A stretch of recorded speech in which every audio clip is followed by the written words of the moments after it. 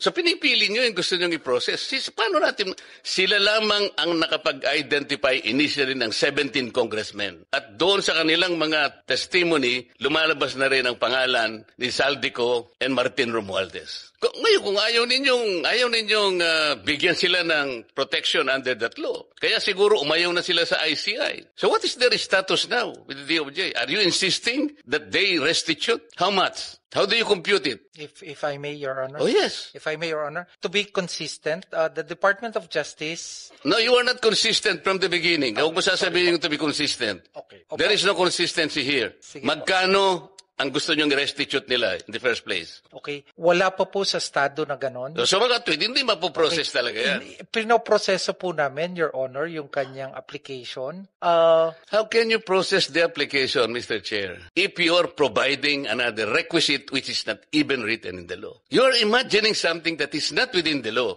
You are Department of Justice. Ito yung sinasabi ko sa inyo eh. You're supposed to be the chief. Pwede ho bang magdagdag, Your Honor?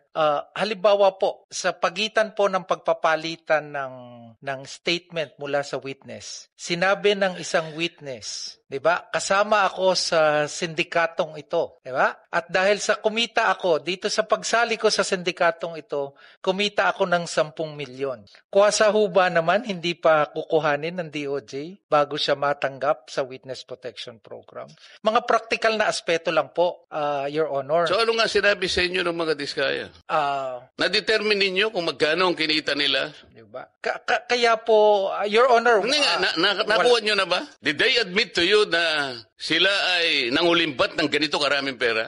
I have to explain myself. Opo. Hindi ko dinidepensa ng mga taong yon. Opo. Ginawa ko lamang yon doon sa nalalaman ko na ma-identify natin ang pinaka-mastermind dito. Yun lang, wala nang iba. Opo. Kung gusto nyong ang ma-identify, puro butete at saka sapsap, bahala na kayo sa buhay nyo. Gusto rin po namin, Your Honor. Gusto nyo pala eh. Opo. Why are you putting a requirement that is not within the law? Tsaka na natin sila pag na-prosecute na natin yung mandarambong, na-prosecute na natin yung mastermind. Bakit? Makakalampas ba sila sa civil liability? Of course, the court will, in proper time, adjudicate kung anong dapat nilang isoli sa gobyerno. That is the only time when restitution can be done. Kasi mayroong court order eh. Pero sa ngayon, will you abuse your discretion na kaya niyong gawin ito kahit na wala sa batas? How can the Department of Justice do that? You're supposed to be the embodiment of justice.